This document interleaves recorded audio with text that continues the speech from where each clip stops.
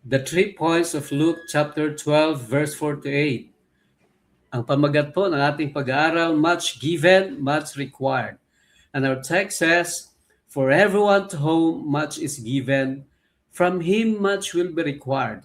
And to whom much has been committed, of him they will ask the more.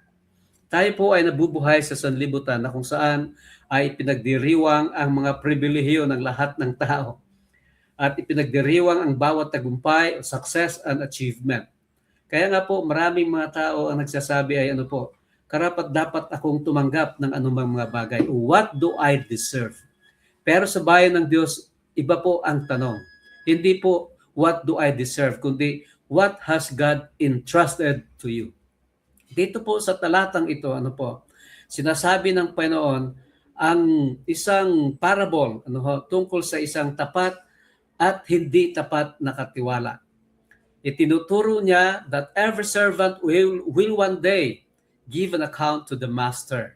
Kaya nga po dito sa closing statement ay sinasabi, sa kanino mang marami ang pinagkatiwala, much will be required. And this passage reveals three timeless principles about stewardship and Christian responsibility. Point number one, God is the giver of every blessings. Everything we possess ultimately comes from God.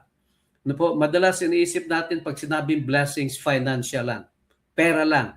Pero tandaan po natin, hindi lang po pera ang blessings na binibigay ng Panginoon. God give us life, salvation, time, talents, spiritual gifts, knowledge, opportunities, family, health, education, influence, and ministry. Nothing we have is entirely our own.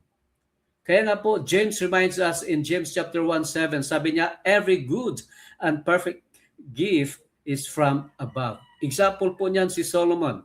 Solomon received extraordinary gift, the wisdom from God, not because he earned it, but because God graciously gave it to him.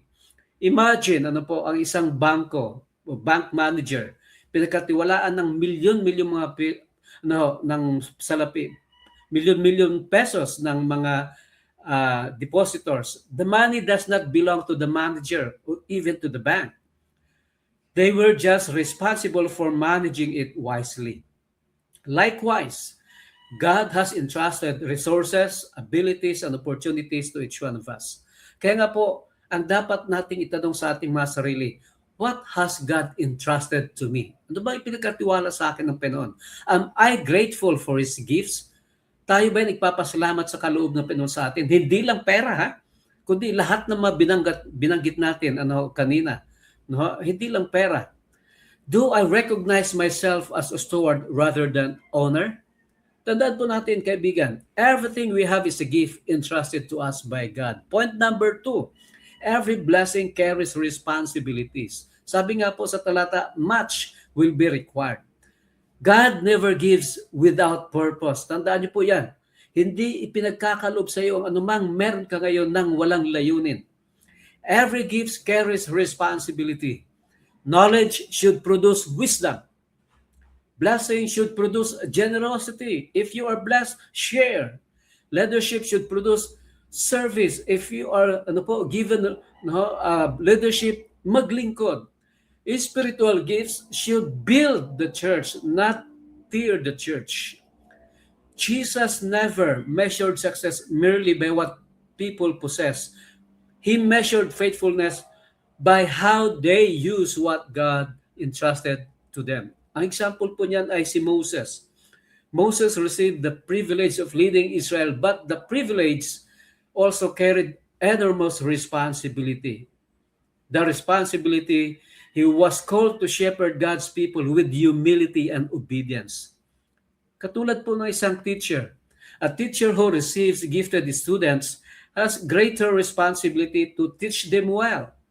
Likewise, those whom has God blessed with greater opportunities are called to greater faithfulness. Kaya nga po, we have to consider these questions. Am I using my gifts to serve God and others? Am I faithful with the opportunities God has given me? Tandaan po natin, blessings are not merely privileges, they are responsibilities. Point number three, God will hold us accountable. One day, every believer will give an account of his or her stewardship before God. This is not meant to produce fear, but faithful living. Isang araw, itatanong ng Panginoon sa atin, what did you do with the time I gave you? How did you use your spiritual gifts? How did you treat other people? Were you faithful with the opportunities I entrusted you? God will not or does not compare us with others, but He evaluates our faithfulness according to what He entrusted to us. Si Apostle Paul nga po, no, nung bago siya mamatay, sinulat niya sa 1 Corinthians 4:2. Sabi niya, moreover, it is required in stewards that one be found faithful. Paul's greatest desire was not popularity or success, but faithfulness. Ang isang halimbawa po dyan ay ang magsasaka. Ano po? A farmer expect harvest from the seeds he has planted. In the same way, God expects fruit from the gifts He has planted in our lives. Sabi nga po, what we are today, what we have today is a gift from the Lord. What we become is our gift to Him. Kaya you are to ask yourself, if I stood before Christ today, would I be able to say I have been faithful? What changes should I make to become a better steward?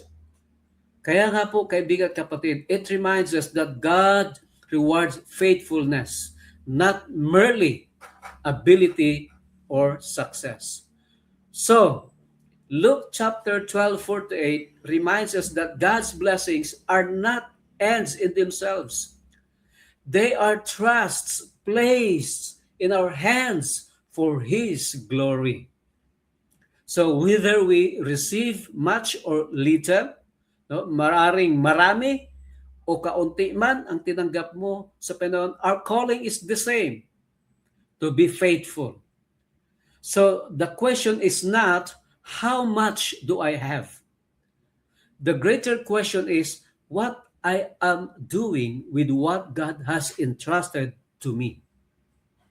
So, when we live, mga kaibigan at mga kapatid, as a faithful steward, we honor the one who has given us every good gift and prepare ourselves to hear His commendation saying, well done, good and faithful servant.